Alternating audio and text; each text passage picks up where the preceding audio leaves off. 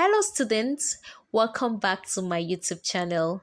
So this is a biology free online YouTube class. So if you are in the science line and you would like to know more about biology, make sure you subscribe to this channel to get a lot and lots of videos on biology.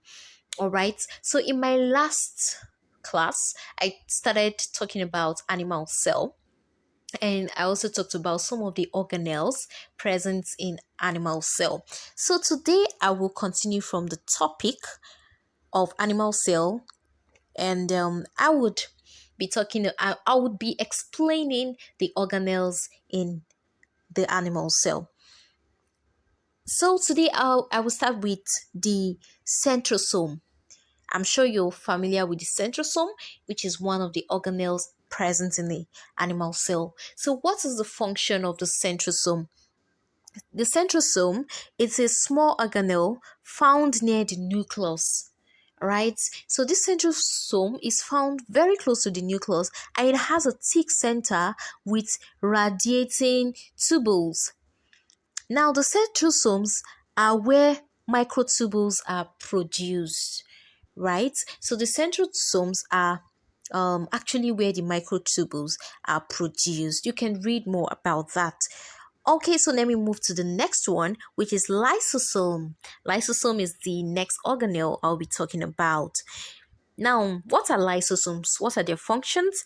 They are firstly, they are round organelles surrounded by membrane and comprising digestive enzymes which help in digestion. So majorly, the lysosome help in digestion. It also helps in excretion and also in the cell renewal process. All right, so these are the functions of the lysosome. Make sure you're jotting down what I'm talking about. Now, the next organelle we'll be talking about is the cytoplasm. The cytoplasm is a jelly-like material which contains all the cell organelles. All right, the cytoplasm contains all the cell organelles. It is enclosed within the cell membrane. Now, all the cell organelles are found in the cytoplasm. It's a liquid part of the cell. Now, the substance found within the cell nucleus contained by the nuclear membrane is called the nucleoplasm. So we have what we call nucleoplasm. Now, it is found within the cell nucleus and is contained by the nuclear membrane. Now, let's go to the next organelle, which is the Golgi apparatus. Golgi apparatus is the next organelle.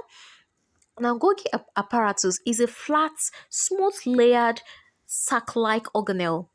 All right, it's a flat, smooth layered sac-like organelle which is located near the nucleus and is involved in manufacturing, storing and packing and transporting the particles throughout the cell. So the function of the Golgi apparatus is to manufacture, pack and transport the particles throughout the cell. Now you can read more about Golgi apparatus. Now the next organelle is the mitochondrion. Mitochondrion is a spherical or a rod-shaped organelle with a double membrane. Okay, it's a spherical or a rod-shaped organelle with a double membrane. Now the mitochondria are called the powerhouse of the cell. They are also called the powerhouse of the cell. I'm sure you're familiar with this. So they can ask you in your exams that which of these is called the powerhouse of the cell. You should know that the mitochondrion is the powerhouse of the cell, as they play an important role in releasing energy. Okay, so energy is being released from the mitochondrion. It produces ATPs. All right, so energy is being produced in the mitochondria and it's called the powerhouse of the cell. Now, the next organelle we're going to be talking about is called the ribosome. The ribosome. They are small organelles made of the RNA-rich cytoplasmic granules. So the RNA is is found in the ribosome, okay, and they are the sites for protein synthesis.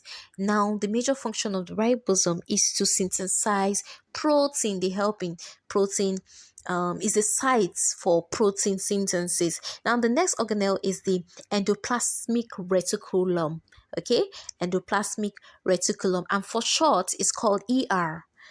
Okay, now the endoplasmic reticulum is a cellular organelle and is composed of a thin, widening network of um, membranous sac originated from the nucleus. So this endoplasmic reticulum is composed of a thin, widening network of membranous sac originating from the nucleus. You can read up more on endoplasmic reticulum. Now the next one is the vacuole. The vacuole is a membrane bounded organelle present inside the cell. It is involved in maintaining the shape and storing water. It helps in maintaining the shape of the cell. It helps to store water, food, and waste. Okay, so the major function of the vacuole is to store water, to store food, and also waste. Now, the last organelle I'm going to be talking about is the nucleopore. Okay, the nucleopore.